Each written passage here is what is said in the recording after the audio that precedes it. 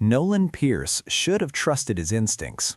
The family road trip had been Maribel's idea, a weekend getaway to the vineyards 3 states over, something about reconnecting and making memories. Her parents, her sister Claudia, and her brother-in-law Brett were coming too. It felt forced, but Nolan loved his wife, so he agreed. "You're overthinking it," Maribel had said that morning, kissing his cheek as she slid into the passenger seat of the rented SUV. Her parents took the middle row, Claudia and Brett in the back.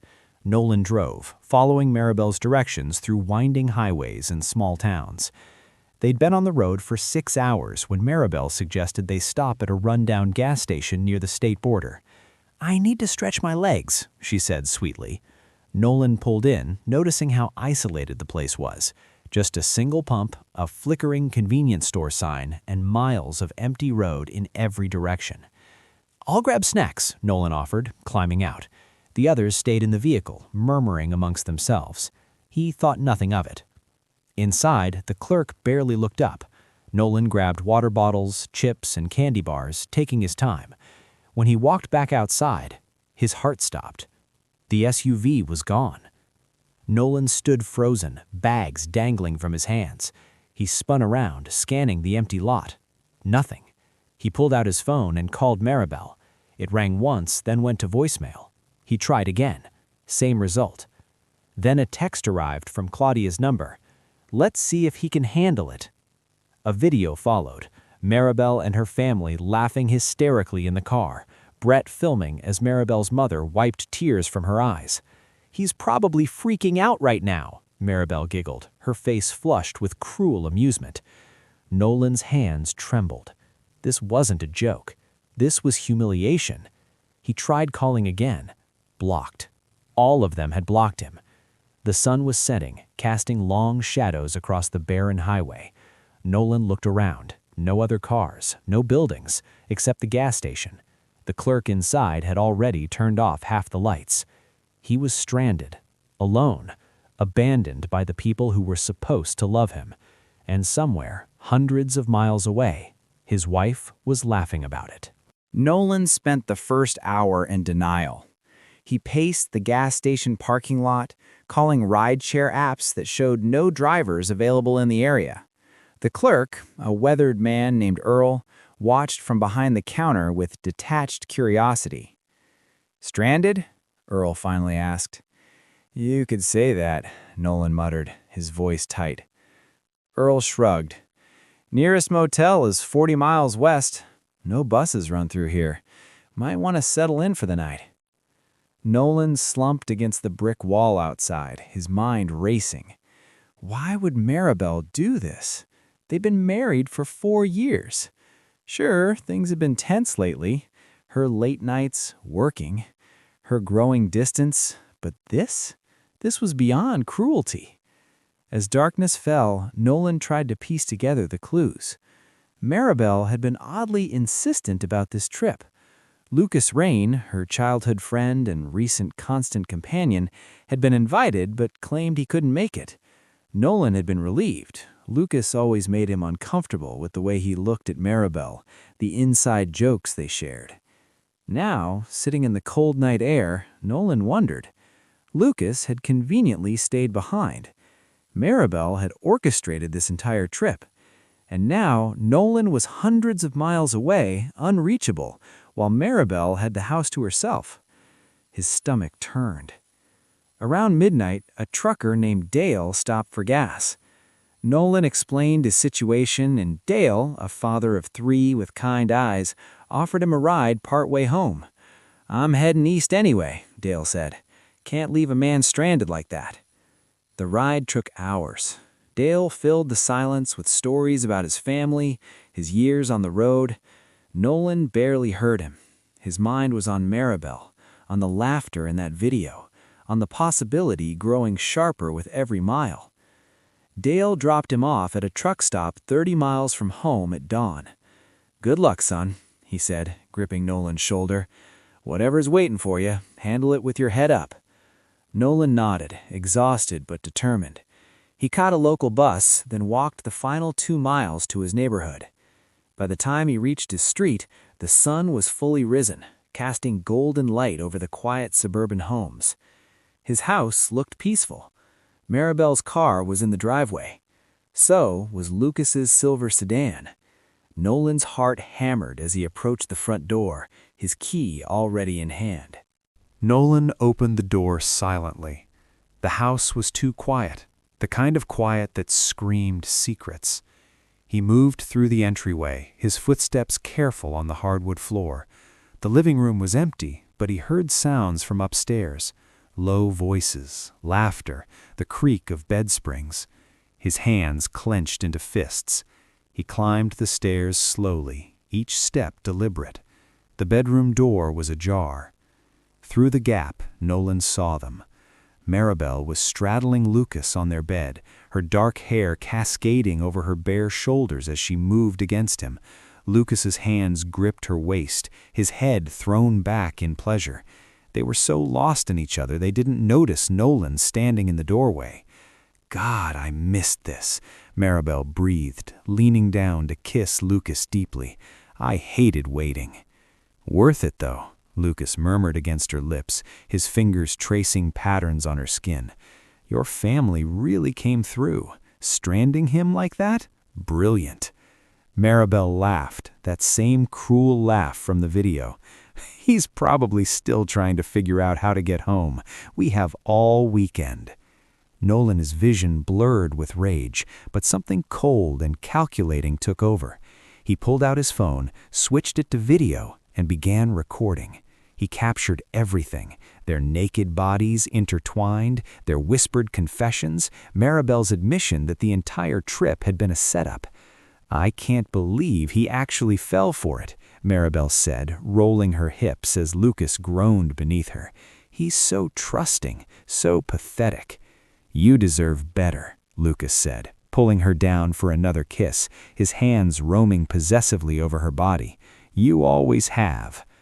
Nolan recorded for 2 full minutes, ensuring he captured their faces clearly, their voices distinctly. Then he stopped the video, saved it to the cloud, and quietly backed away from the door. He didn't confront them, not yet. Instead, he went downstairs, made himself coffee, and sat at the kitchen table. His hands were steady now. The shock had burned away, leaving only cold clarity. 20 minutes later, Maribel came downstairs in his robe, her hair mussed, her skin flushed. She froze when she saw him sitting there. "Nolan?" Her voice cracked. How did you get home?" Nolan finished, his tone eerily calm.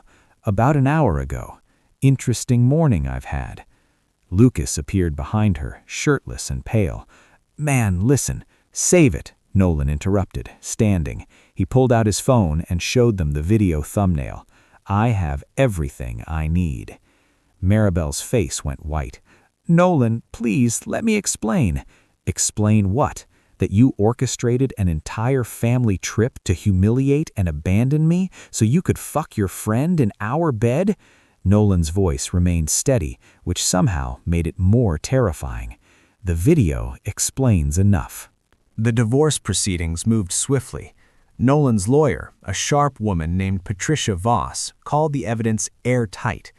The video, combined with text messages Nolan recovered from Maribel's cloud backup, painted a clear picture of premeditated adultery and emotional abuse.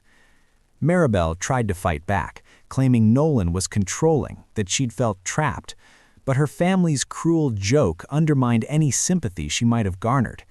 The video of them laughing as they abandoned him went viral after Nolan's lawyer strategically leaked it during a deposition, painting Maribel and her family as calculated bullies.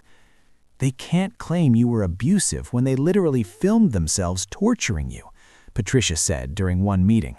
"The optics are devastating for them."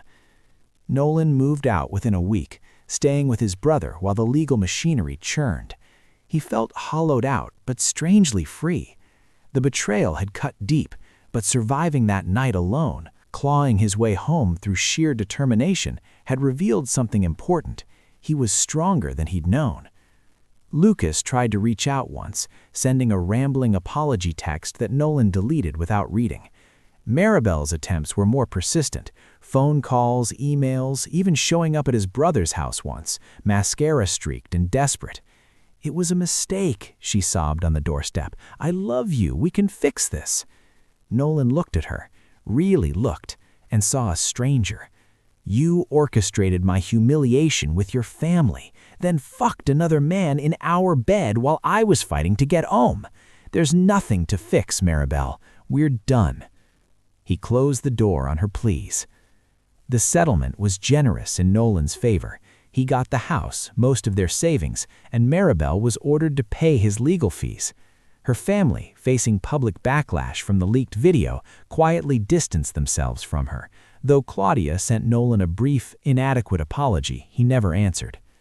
3 months after the divorce was finalized, Nolan stood in his newly redecorated living room. He'd removed every trace of Maribel: new furniture, fresh paint, different artwork. The bed where he'd found her with Lucas had been the first thing to go, donated to charity within hours. His phone buzzed. A text from his brother. "Dinner this weekend? There's someone I want you to meet." Nolan smiled faintly. He wasn't ready for romance, might not be for a long time, but he was ready to live again, to rebuild the life Maribel had tried to destroy.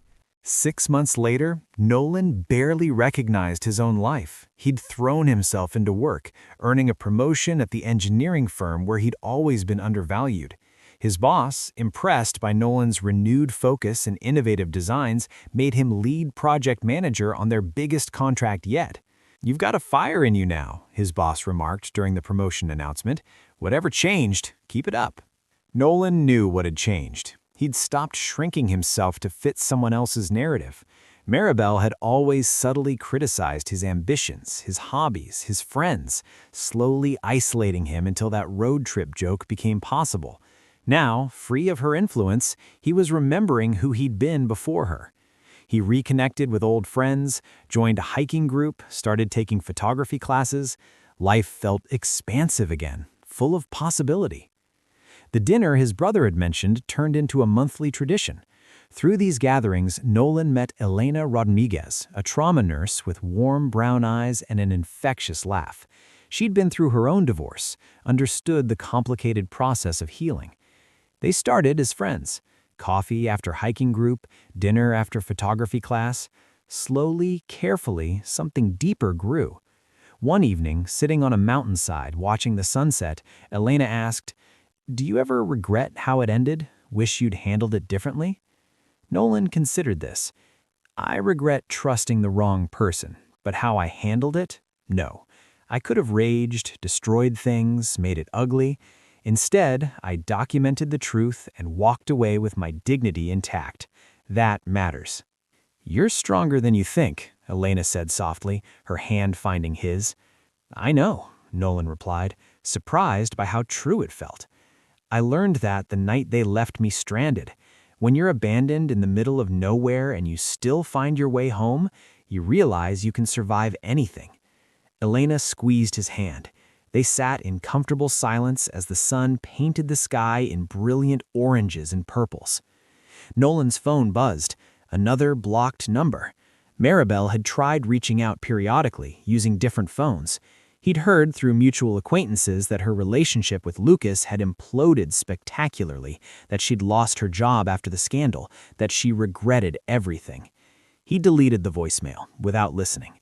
Some bridges, once burned, should stay that way. As he drove home that night, Elena dozing in the passenger seat, Nolan felt something he hadn't experienced in years. Peace. The road ahead was uncertain, but it was his road, chosen freely, walked with dignity. Maribel's cruelty had been meant to break him.